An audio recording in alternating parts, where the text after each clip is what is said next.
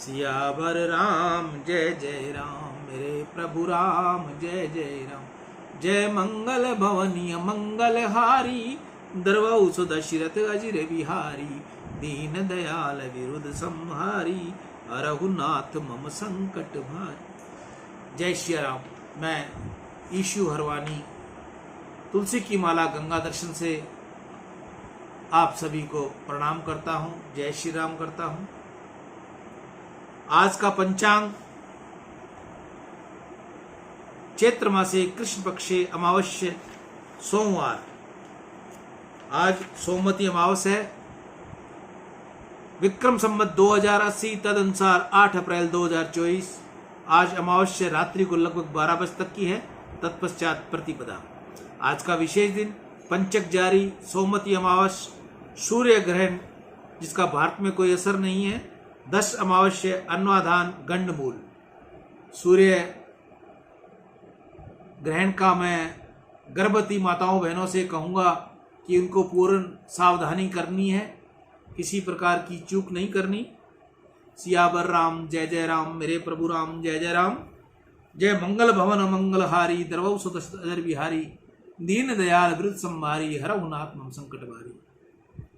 कल हमने शिव कथा का प्रसंग छोड़ा था, आज मैं उससे आगे का वृत्तांत आपको बताता हूं। मैं अपने भक्तों के अधीन हूं। तत्व दृष्टि से विचार किया जाए तो सगुण और निर्गुण एक ही है। जिस प्रकार राजा और राजा की सत्ता, ये दोनों एक ही हैं। सत्ता न रहे तो फिर वह राजा किसका, परंतु वह निराकार सत्ता कोई कार्य करे तो साकार स्वरूप धारण करके ही करती है। आंखों में जो देखने की शक्ति है वह निराकार है, आंख साकार है। निराकार और साकार एक बनते हैं तभी कोई क्रिया हो पाती है। निराकार की क्रिया कोई नहीं। आंख में जो शक्ति है उस शक्ति का कोई आकार नहीं, आंख का आकार है। वह फूल साकार है परंतु उसमें जो सुगंध है वह निराकार है। निराकार और साकार दोनों के मिलने पर क्रिया होती है। श्री राम निर्गुण निराकार हैं, श्री राम सगुण साकार हैं। तत्व दृष्टि से दोनों पृथक नहीं। निर्गुण निराकार ब्रह्म और सगुण साकार परमात्मा एक ही है। निराकार निर्विकार ब्रह्म परमात्मा सबके अंदर विराजे हुए हैं। यह प्रकाश में ग्रह में है। निराकार ब्रह्म सर्वव्यापक है, किसी प्रकार आकर्षण करते नहीं, निग्रह अथवा अनुग्रह भी करते नहीं, मारते भी नहीं तथा तारते भी नहीं। मारना और तारना यह लीला तो राम जी करते हैं, श्री कृष्ण करते हैं। लीला के निर्मित निराकार ब्रह्म ही साकार स्वरूप धारण करते हैं। निर्गुण ब्रह्म ही सगुण लीला तनु धारण करते हैं और अनेक प्रकार की लीलाएं करते हैं। आनंद स्वरूप परमात्मा की ऐसी दिव्य लीला देखकर शिवजी को तनिक भी मोह नहीं हुआ। शिवजी तो दृढ़ विश्वास था कि श्री राम ईश्वरी हैं, परंतु सती के मन में थोड़ा भी कल्प हुआ और सती जी परीक्षा करने गई। अंत में सती को विश्वास हो गया कि ये परमात्मा ही है। अपनी भूल उनको समझ में आ गई। सती वापस लौटने लगी। मार्ग में उनको श्री राम लक्ष्मण जानकी जी के दर्शन हुए। करोड़ों सूर्य के समान प्रकाश था। श्री राम जी की दाहिनी ओर लक्ष्मण तथा बाईं ओर श्री सीता जी थी। श्री सीता जी का नित्य संयोग है। रावण सीता जी को ले नहीं गया था, ऐसा दर्शन करके सती ने अपना मार्ग बदला। बदले हुए मार्ग पर भी वह दर्शन हुए। ब्रह्मादि देवता राम जी की स्तुति कर रहे थे। सती ने फिर तीसरा मार्ग बदला, पुनः उनको प्रत्यक्ष दर्शन हुए। सीता जी घबराने लगी। उन्होंने नेत्र मूंद लिए। तदंतर राम ने लीला श्रवण कर लिया। सती जी शिव जी के पास आई। शिव जी ने पूछा, हमारे राम जी की परीक्षा कर ली? सती ने कहा, मैं प्रभु के समीप जाकर दर्शन कर आई हूँ। आपने तो दूर से दर्शन किया था, मैं तो पास से उनके दर्शन करके आई हूँ। परंतु शंकर भगवान से क्या छिपा हुआ रह सकता था। वे तो शिवजी हैं। शिवजी ने मन में सती का त्याग किया, सोचा कि इन्होंने सीता का स्वरूप जो धारण कर लिया था। शिवजी ने सीता का त्याग कर दिया। भगवान शंकर नंदीकेश्वर पर विराजे हुए थे। नंदीकेश्वर धर्म के स्वरूप है। मन में जो ही सती का त्याग किया कि आकाश में पुष्प वृष्टि हुई। देवता लोग शंकर भगवान की जय जयकार करने लगे। सती को आश्चर्य हुआ, ये शिवजी के से कुछ भी न पूछ सकी। वह लज्जित हो गई। वहां से दोनों कैलाश धाम पधारे। सती कुछ भी पूछे उसके पूर्व ही राम जी का ध्यान करते हुए शिवजी की समाधि लग गई। पाप करने वाले को शांति मिलती नहीं, फिर भले ही वह देव, दानव अथवा मनुष्य हो। सती घबरा गई। उसी समय दक्ष प्रजापति के यज्ञ अनुष्ठान किया। दक्ष प्रजापति शिव के स्वरूप को जानते नहीं, शिव तत्व ही को सही रूप से समझते नहीं। बहुत से ऐसे मानते हैं शिवजी तो तमोगुण के अवतार हैं, ब्रह्मा जी रजोगुण के अवतार हैं और विष्णु भगवान सत्व गुण के अवतार हैं। भगवान शंकर समाधि और कथा ये दोनों ही काम करते हैं। शिवजी में यदि तमोगुण हो तो समाधि में बैठ नहीं सकते। शिवजी में तमोगुणी है, ऐसा मानने वाले भूल करते हैं। प्रलय काल के समय शिवजी तमोगुण को स्वीकार करते हैं। विष्णु भगवान राक्षसों को मारते हैं, उस समय उनको भी क्रोध आता है। नरसिंह अवतार में भी राक्षसों की हिंसा होती है। ब्रह्मा जी सृष्टि के आरंभ में रजोगुण को स्वीकार करके ही सृष्टि का सृजन करते हैं। इस पर ब्रह्मा जी रजोगुणी नहीं अपितु सत्व गुणी ही हैं। उसी प्रकार शंकर भगवान भी तमोगुणी नहीं अपितु वह निर्गुण है। शिव स्वरूप अत्यंत शांत हैं। ये निर्गुण ब्रह्म है। ये जिस समय प्रलय करते हैं उसी समय तमोगुण को स्वीकार करते हैं। तत्व गुण गाया माता के समान है, रजोगुण वानर के समान है एवं तमोगुण बाघ के समान है। गाय माता को वश में करना सरल है, वानर को वश में करना कठिन है और बाघ को वश में करना उससे भी अधिक कठिन है। इस कथा श्रवण के समय तुम सभी तत्व गुण में हो, परंतु पूरी होने के पश्चात यह तत्व गुण ठहरेगा क्या, इसमें शंका होती है। कथा पूरी हुई कि मन चंचल हो जाता है। कथा सुनने के बाद 10 मिनट शांति से बैठकर सुनी हुई कथा का मनन करना चाहिए। जो समझते हैं कि भगवान शिव तमोगुणी हैं, उसका पालन होता है, उसका पतन होता है, वे तो निर्गुण ब्रह्म है, परमात्मा है। शिवजी की कृपा के बिना न शक्ति न ज्ञान सतति अथवा संपत्ति कुछ भी नहीं मिलता। शिवजी आशुतोष अर्थात शीघ्र प्रसन्न होने वाले हैं। दक्ष प्रजापति शिव तत्व को जानते नहीं। शिवजी के प्रति जो जीव में आवे वैसा बोलते हैं, शिवजी की निंदा करते हैं। ये तो शमशान में रहते हैं, भूतनाथ हैं। अरे समस्त संसार ही शमशान है। जगत में ऐसी कोई जगह नहीं जहाँ किसी भी जीव की हिंसा न हुई हो। यहाँ पर भी शमशान है, अपना घर भी मच्छर मकड़ियों का शमशान है। शिवजी भूतनाथ हैं, सबके मालिक हैं। भूत का अर्थ पंच तत्व भी होता है। शिवजी पंच तत्व के मालिक हैं। शिवजी के कंठ में विष और मस्तक में अमृत है। मस्तक का चंद्रमा धारण किए हुए हैं। चंद्रमा अमृत है। इस जगत में न सब खराब है न सब अच्छा है। शुभ और अशुभ, सार और असार, इसका मिश्रण ही जगत है। जगत के मालिक शंकर भगवान हैं, वे विश्वनाथ हैं। शिव पुराण में प्रसंग आता है कि विवाह के समय संकल्प में 3 पीढ़ियों के नाम लेना पड़ता है। शिव पार्वती के विवाह के समय पुरोहित ने शिवजी से पूछा, महाराज तुम्हारे पिता का क्या नाम है? ब्रह्मा जी के ललाट में से तामस अंश प्रकट हुआ। शिवजी के निर्गुण ब्रह्म है।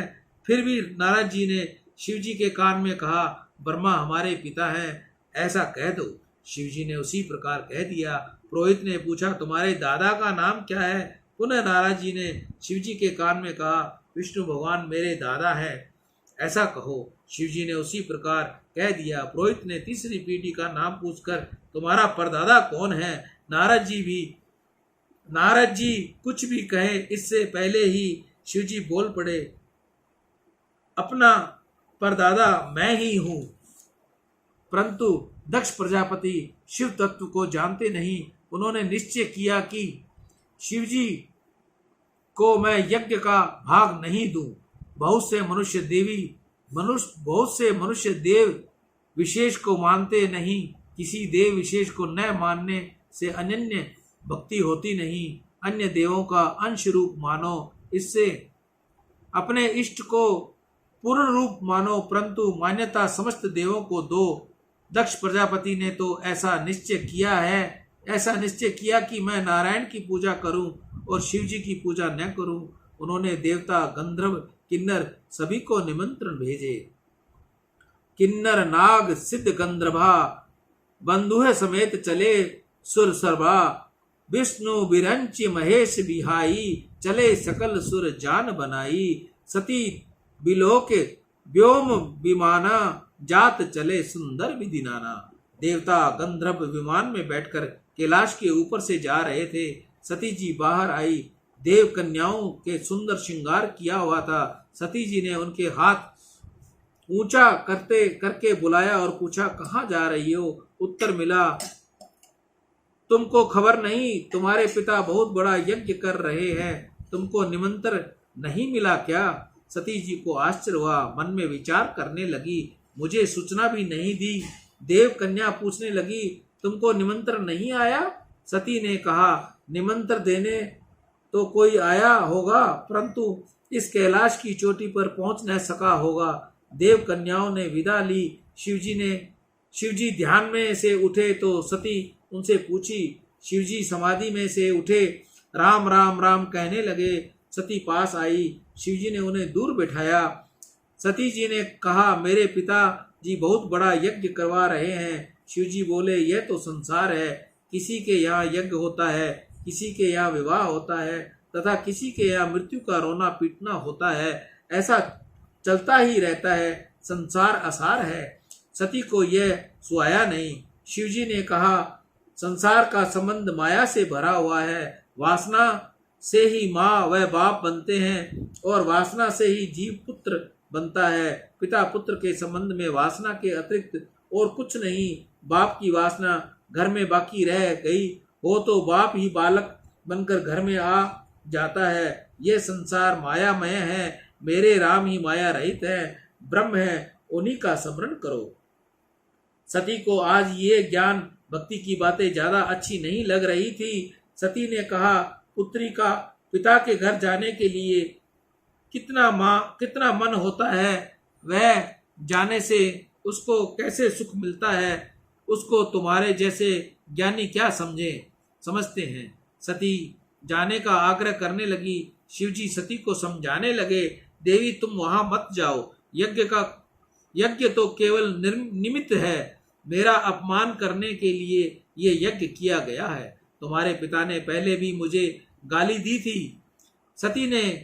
सती जी, मेरे पिता गाली नहीं दे सकते, तुमने ही कुछ किया होगा। शिवजी तुम्हारे पिताजी सभा में आए, उस समय सभी खड़े हुए, मैं खड़ा नहीं हुआ, इसी कारण से गाली दी थी। सती, आप खड़े क्यों नहीं हुए, प्रणाम क्यों नहीं किया? शिवजी सत जन शरीर को मान नहीं देते। इस शरीर जिस कारण वह सुंदर लगता है, उन परमात्मा नारायण को मैंने मन से प्रणाम किया, मैंने उनका अपमान नहीं किया। सती जी, महाराज यह तो ज्ञानी पुरुषों की परिभाषा है। पिता के अंतर में विराजे हुए अंतर्यामी को आपने प्रणाम किया, मेरे पिता तो उसकी खबर न हुई और उन्होंने कदाचित कुछ क्रोध किया हो तो उस सबको आप भूल जाइए। शिवजी, मैं तो भूल चुका हूँ, परंतु तुम्हारे पिताजी नहीं भूले। तुम वहां मत जाओ, मैंने तो अपमान सह लिया, परंतु तुम सहन न कर सकोगी। सती के मन में पीहर प्रेम और पति प्रेम के बीच खींचातान चलने लगी। सती ने अंत में निश्चय किया कि पिता और पति के मध्य मुझे विवेक से सावधान करना या न करना। ऐसी शंका हो जाए तो उस काम को नहीं करना चाहिए। घर में झगड़ा हो तो उस समय घर से बाहर नहीं निकलना चाहिए, नहीं तो घर में वासुदेव शाप देते हैं। घर के लड़कों को 2-3 बार कहो फिर भी न माने तो छोड़ दो, कितने ही ठोकर खाते हैं तभी मानते हैं। सती जी मानी नहीं, चल पड़ी। शिवजी ने नंदेश्वर को इशारा किया। नंदेश्वर दौड़ते हुए माता के पास गए, कहा, माँ मेरे ऊपर विराजो, पैदल जाकर जाना उचित नहीं। सती जी नंदेश्वर पर विराज गई। शंगी भृंगी गण साथ में चले। शिवजी जानते थे कि सती अब वापस नहीं आएगी। सती जी के मन में भी खटका हो रहा था। सती जी ने यज्ञ मंडप में प्रवेश किया। सभी देवताओं ने उठकर शिव शक्ति का सम्मान किया, प्रणाम किया। सती ने किसी पर दृष्टि डाली नहीं, दक्ष को प्रणाम किया। दक्ष ने मुख मोड़ लिया। सती को शंका हो गई। उन्होंने चरणों की तरफ देखा। यज्ञ मंडप में सभी देवताओं की पूजा हुई, परंतु शंकर भगवान का एक सुपारी तक नहीं रखी। सती जी को पति देव का अपमान असहन लगने लगा। जो यज्ञ शिव स्वरूप नहीं है वह शव समान है। सती की आंखें लाल हो गई, केश फैल गए। सती जी ने बड़ी दिव्य बात कही, तुम शिव के साथ वैर करते हो। ज्ञानी पुरुष शिव की आराधना करते हैं, महान होते हैं। काम सुख में फंसे हुए शिव तत्व को क्या समझ सकते हैं। शिव कृपा से ज्ञान मिलता है, मुक्ति मिलती है। पिताजी, तुम जो शिवजी की निंदा करते हो यही अच्छा है, अन्यथा तुम्हारे विनाश किसी प्रकार संभव हो। अंतकाल में सती ने क्रोध छोड़ दिया, पद्मासन जमाया, प्राणापान को सम्मान में मिलाया, कंठ में से ऊपर खींचा, मन के साथ मन को प्राण में लीन किया, प्राणपति शिवजी का ध्यान किया। सती जी महान योगिनी है। अंतिम संकल्प किया, जन्म जन्मांतर तक शिवजी ही मेरे पति हो। मैं पतिव्रता हूँ, परंतु पति की आज्ञा को मैंने भंग कर दिया। अब इस शरीर को मुझे त्याग देना है। सती जी ने अग्नि तत्व की भावना की। अंदर से ही अग्नि प्रकट हो गई। माता जी का शरीर जलने लगा। नारद जी को आश्चर्य हुआ। नारद जी कैलाश पर गए। शंकर भगवान को सनकादिक ऋषियों को उपदेश कर रहे थे, ज्ञान मुद्रा समझा रहे थे। अंगूठा ब्रह्म है। अंगूठे के पास की जो उंगली है वह जीव है। बाकी की 3 उंगलियां सत्व रज और तम से ये 3 गुण है। नारद जी वहां आकर रोने लगे। शिवजी ने रोने का कारण पूछा। दक्ष प्रजापति के यज्ञ में जो कुछ हो गया था, नारद जी ने उसकी कथा कही। सुनकर शिवजी ने सीमत हास्य किया और शिवजी सुख अथवा दुख होता नहीं, वे तो आनंद में है। नारद जी को आश्चर्य हुआ, इनको तो कुछ व्याप्ता ही नहीं है। सती की प्रज्वलित होने की शक्ति शिवजी की दी हुई थी ही। शिव शक्ति को अन्य कोई भी जला सकता नहीं। नारद ने दक्ष प्रजापति को दंडित करने के लिए शिवजी ने मना किया। शिवजी को क्रोध आता नहीं। शिवजी को यदि क्रोध आ जाए तो संसार बचे ही नहीं। नारद ने कहा, महाराज आपके गुणों को भी पीटा गया। उस समय शिवजी थोड़े क्रोध आया। शिवजी ने वीरभद्र को उत्पन्न किया। वीरभद्र का रौद्र रूप देखकर नारद जी घबरा गए।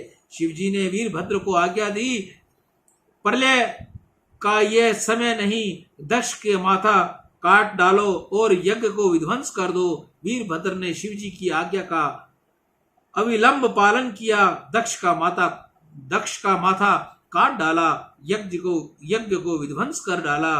देवताओं ने शिवजी की स्तुति की। शिवजी क्रोध भूल गए। यज्ञ मंडप में पधारे। दक्ष प्रजापति को बकरे का मुख लगाया। दक्ष प्रजापति जीवित हुए। उन्होंने शिव जी की स्तुति की। यज्ञ परिपूर्ण हुआ। हरिद्वार के पास कनखल जहां है वहां दक्ष प्रजापति ने यह यज्ञ किया था, उसी को दक्षेश्वर कहते हैं। सती जी हिमालय में पर्वत रूप से प्रकट हुआ। केदार जाते हुए गौरी कुंड आता है। उस समय पर पार्वती जी ने अलौकिक तपस्या की। पार्वती जी का यह दृढ़ संकल्प रहा। सियावर राम जय जय राम, मेरे प्रभु राम जय जय राम। जय मंगल भवन अमंगल हारी, दरबाऊ सुदशरथ अजिर बिहारी। दीन दयाल विरुद्ध संहारी, रघुनाथ मम संकट भारी। श्री शिव कथा का आज यही हम विश्राम करेंगे। कल इससे आगे की कथा सुनाएंगे। गंगा सकल मुद मंगल मूला, सब सुख करने घर नहीं सब सूला। कही कही कोटि कथा प्रसंगा, राम बिलो कई गंग तरंगा। सचिव ही अनुजय ही प्रिय ही सुनाई, विविध नदी महिमा अधिकाई। मजनु कीन पथ शम गयहु, सुचि जल पियत मुदित मन भयहु। जोरि पानि वर मांगु वही, सिया राम पद सहज स्नेही। अर्थ न धर्म न काम रुचि, गति न चहु निर्वाण। जन्म जन्म रति राम पद, यह वरदान आन। सीता राम चरण रति मोरे, अनुदिन बढ़ऊ अनुग्रह तोरे। बोल गंगा मैया की जय। गंगा गंगा गंगा, अगर आप घर बैठे भी गंगा गंगा को पुकारोगे, सच्चे हृदय से पुकारोगे, तो गंगा आपके सब पाप हर लेगी, आपके पापों को क्षय कर देगी। मैं ईशु हरवानी तुलसी की माला गंगा दर्शन से रोज आपको गंगा दर्शन लाइव दिखाता हूँ, पंचांग बताता हूँ और तत्वार्थ रामायण की कुछ शब्द मैं आपको सुनाता हूँ। मैं आशा करूंगा कि आप सभी सुनते होंगे।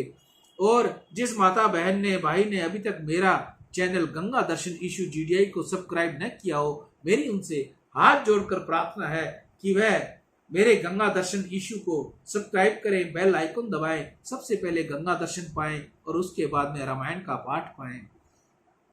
सियावर राम जय जय राम, मेरे प्रभु राम जय जय राम। जय राम। राम